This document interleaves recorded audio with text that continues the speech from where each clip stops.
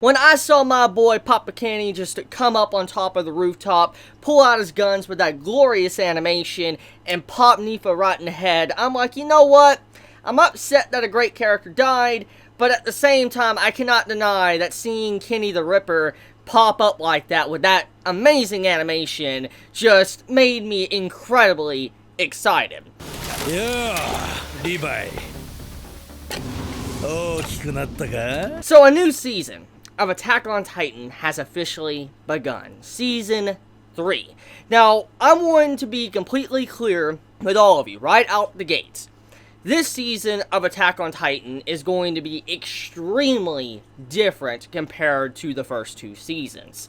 And what I mean by that is the content within this season. For instance, if you look at Season 1 and Season 2, it's very similar. It's all about, traders and titans, fighting titans. That's kind of what Season 1 and Season 2 is about. Now, granted, you can say that Season 2 is a little bit more about humans versus humans, with some titan action thrown in, but it's still roughly the same as Season 1. However, Season 3 is when the entire story of Attack on Titan starts to shift. And what I mean is that it's more of a political season. There's going to be a lot of conflict within the walls instead of just, going out and fighting titans. Because right now there's a lot of elements to the story that need to be explained. The history of, the walls and all sorts of stuff like that. So this season is going to be vastly different compared to the first 2 seasons. And I can see why some would complain, but I personally think that this arc is one of the best arcs of Attack on Titan. Now, also, I'm not actually caught up with the manga right now. I've made this very clear multiple times throughout separate videos I made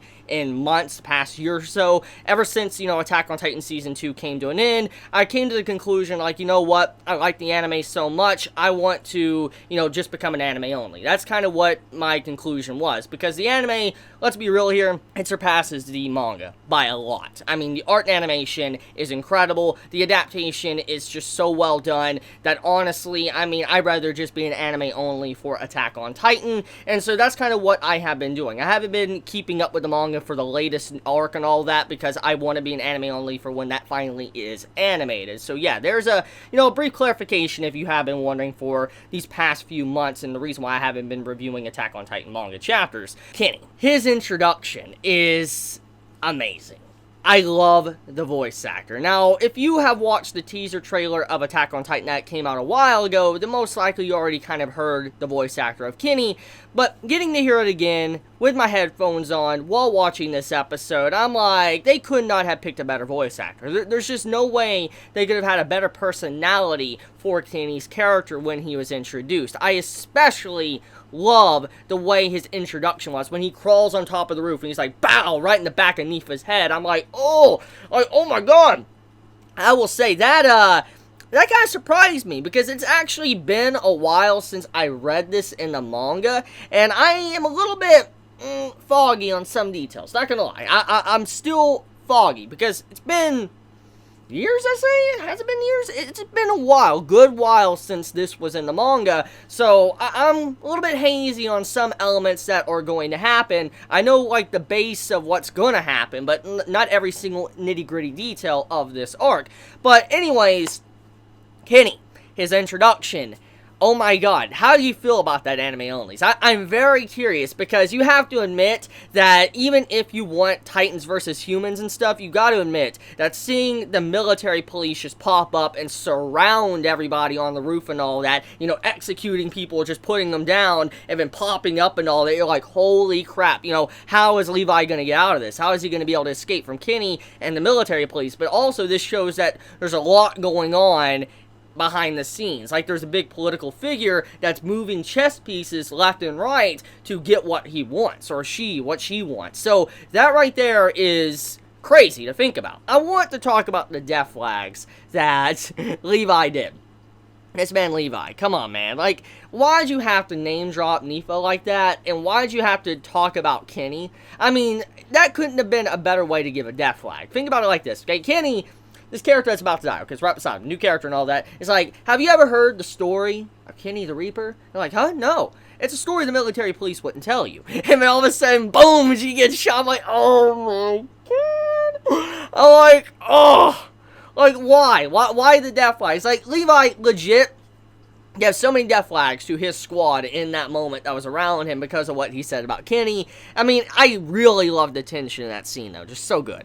But okay, let me drop that scene. Let me get the other content, okay? So, to give a brief FYI, there was kind of a time skip that has happened between the events of this episode and the previous season. I think it's about a couple days to a week time skip. I could be wrong there with the exact details, but there was a little brief time skip that has taken place, and that is why they're stationed like somewhere else, like in a cabin, for a majority of this episode. So yeah, just making sure I clarify that. And also another thing too, if you noticed, if you're an anime only or a manga reader, you might be coming in this episode wondering, why does the pacing seem so fast? Why are we already at the, Kenny versus Levi stuff? Like, why is that already happening when it kind of took a while when this arc started? Well, the reason for that is because the main mangaka, the mangaka of the series that writes Attack on Titan, came out and stated a while back, I don't remember the exact word for word he said, but he wasn't really satisfied with this part in the manga,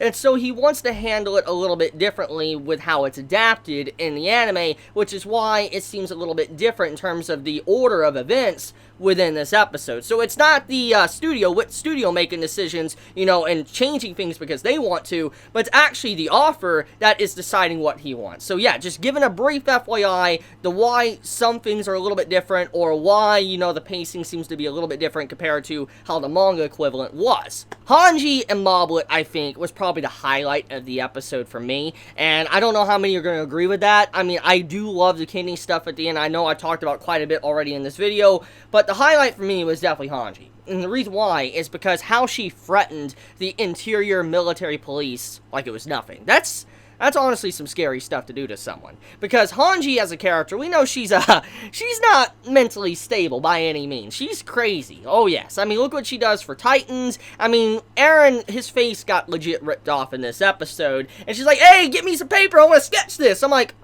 what the hell, Hanji? There's a time and place for everything. And this ain't the time to be sketching Eren's messed up face. Like, holy crap. But I love Hanji. She's a great character. And I love Crazy. And seeing how she had the interaction with the interior military police and threatened them in her own way, and then sought after information, I'm like, this is why I like her. And this is why I like this arc. And why I said many should give this a chance and not judge it just because of its appearance. Because there's a lot of mind games, politics thrown into this arc. And what you saw from Hanji in this episode is exactly what you can expect throughout the rest of this arc, which, like I said, is one of the things I really love about literature, is stuff like this, politics, mind games, psychological, all of that. Now, what makes Hanji's moment very scary and a highlight for me, though, besides just politics and stuff, is thanks to what she said, she'll follow up with it. She is that character. Honestly, when she says she will make someone pay and she will torture them, she's one of those characters that would do that. She would do that without batting an eye. She is that type of person. And so seeing what she said to that man, you're like, ooh, I feel bad for this man. When she finally gets her hands on him, it's over. This man, he done. So that's the scary part about it. And I also love how Moblet is really, I guess, protective of Hanji. When the interior military police tried to lay his hands on Hanji, he protected Hanji. He's like, hey, get off her and all that. I'm like, oh my god. Like, I really love just their relationship and how they interacted with each other. But also, I especially love how Hanji got information from the dude while not really revealing anything whatsoever. For instance, she tried to play a story where she had no idea what was going on. She just was a friend with Pastor Nick. And, eventually she looked at the man's knuckles. She's feeling him out. It's like, oh, his skin's ripped. Like, she realized while just, holding his hand, which showed that they were the individuals that killed Nick. So that right there, Hanji collecting the information like she did was pretty fascinating, and I think, like I said, was the highlight of the episode, personally for me. Now, anyways, there is some great moments here and there, like funny comedic moments throughout the episode, like the whole stuff with Eren and how he was cleaning up the, the house and all that, how Levi would be upset if the house isn't clean. I had the interaction with Sasha and how she was stealing food. I mean, there was a lot of good moments throughout the episode, funny moments that we've come to know and love from Attack on Titan, and it's this type of stuff that honestly allows you to wind down and chill for the events to come for the series. And speaking of events to come, I do want to talk about the scene to where Armin is kidnapped. That That was disturbing and creepy. I think in the anime version, though, it wasn't as creepy. Like, I remember reading it in the manga, the scene where Armin was getting filled up and all that by the dude, and he's like, you know, kind of making sounds, noises, and stuff. I'm like, that's creepy. Like, that was legit creepy in the manga. And the anime, don't get me wrong, hearing the voice acting and all that, it was creepy, okay? But I don't think it was as creepy as the manga equivalent, just because, I don't know, just the raw emotions I had of the way the manga art is, how, like, the art of the manga isn't the best, but it has its own unique style to it, which is pretty cool and attractive, and just the way the art style was done for that scene, I'm just like, that's disturbing on so many levels, and so I felt like in that moment the manga was better, but the voice acting definitely ramped it up and did make it very creepy. So Eren is trying to learn how to harden his body before he can close up the hole, which makes sense when you think about hardening and all that, how Titans kind of have that. If he can manage to learn that, he can close up any hole that opens up throughout, you know, the series and walls and stuff. I just realized how dirty that sound. You know what?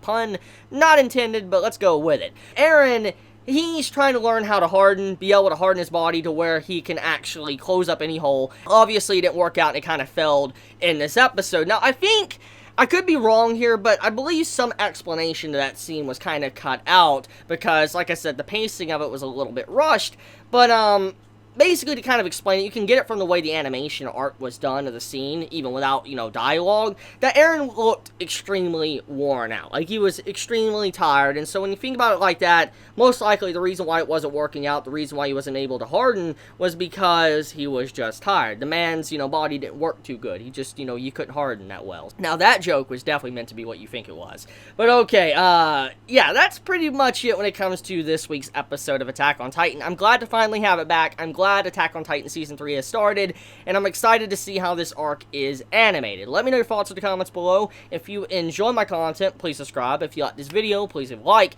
And with that, Chibi out.